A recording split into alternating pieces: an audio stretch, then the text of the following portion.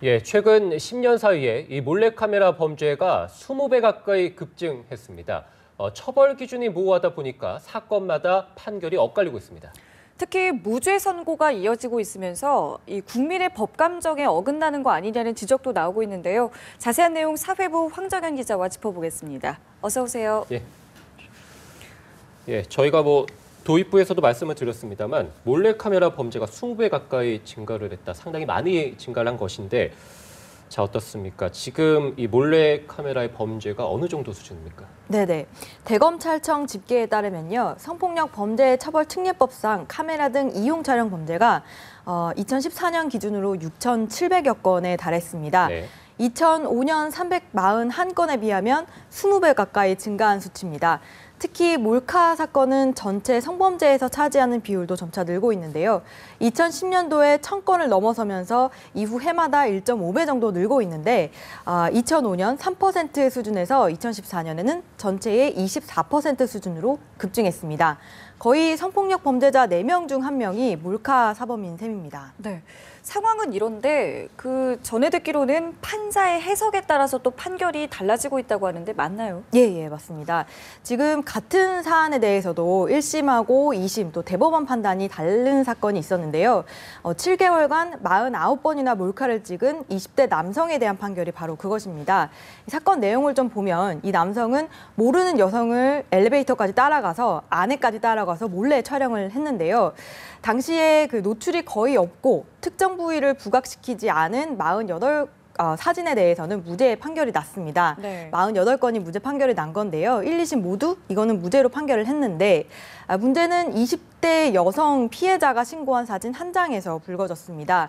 이 한 장에 대해서 1심은 무죄, 2심은 유죄 판결을 내렸습니다. 이 사진이 어떤 사진이었냐면요. 일단 가슴을 중심으로 해서 상반신이 촬영이 됐는데 네. 이 피해 여성의 얼굴은 나오진 않았고요. 또 회색 티셔츠에 레깅스를 입고 있어서 외부로 노출되는 그런 건 없었습니다. 근데 피의자 유모 씨는 일단 경찰 조사에서는 뭐라고 했었냐면 자기가 좋아하는 스타일이어서 따라갔는데 네. 엘리베이터 안으로 들어갔는데 좀 겁이 났다. 그래서 이제 몰래 촬영을 했다. 이렇게 진술을 했습니다. 하지만 이 피해자 입장에서는 굉장히 겁이 났었다. 그렇죠. 자기는 당시에 너무 겁이 나서 이제 말을 못하고 있다가 이튿날에 CCTV를 보고 경찰에 신고를 냈다. 이렇게 말을 했습니다. 그래서 2심은 이런 피해자의 경위에 대해서 이제 주목을 했는데요. 2심 재판부는 피해자가 충분히 성적인 욕망이나 수치심을 유발할 수 있는 사진이다. 이건 객관적으로 봐서도 그렇다. 이렇게 추정을 해서 유죄로 선고를 했습니다.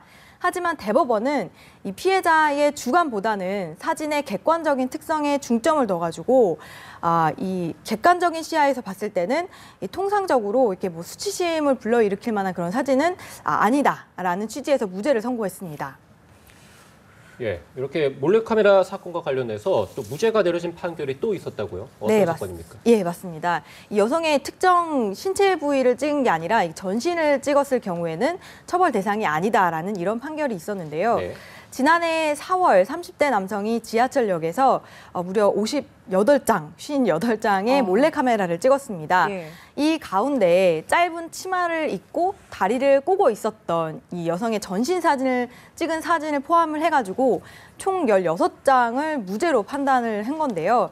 이 북부지법의 박재경 판사가 노출이 심하다고 해서 평상복을 입고선 거리를 활보하는 여성의 전신까지 이 성폭력 처벌법으로 해석하는 건 좀 비논리적인 해석이다라고 하면서 이 사안은 오히려 이제 초상권 같은 민사로 풀어야 될 문제라고 해석을 했습니다.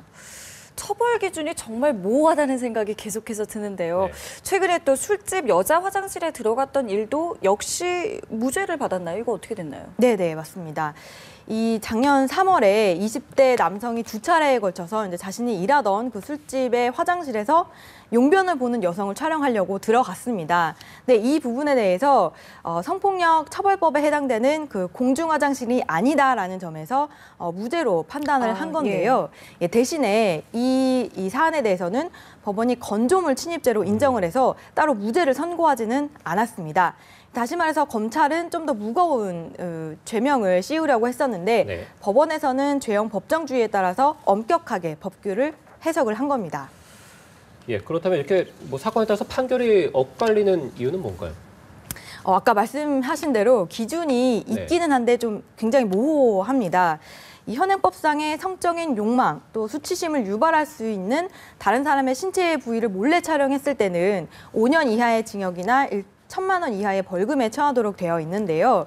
여기에서 성적인 욕망 또는 수치심을 불러일으켰다라는 부분이 어떤 피해자의 주관적인 해석이 아니라 피해자와 같은 연령대 그리고 같은 성별의 일반적이고 평균적인 사람들의 관점이 기준이 됩니다. 네. 그러니까 관점의 기준이라는 게 지금 말씀하신 것처럼 일반적이고 평균적인 사람들, 굉장히 좀 표현 자체가 추상적인 것 같은데 때문에 판결 자체도 다 각각의 상황에 따라서 달라질 수밖에 없을 것 같다는 생각도 드네요. 네네. 그 말씀하신 그런 이유 때문에요. 대법원에서도 몇 가지 나름대로 이제 기준을 판례로 남겨놓은 게 있습니다. 크게 5가지 기준이 있는데요.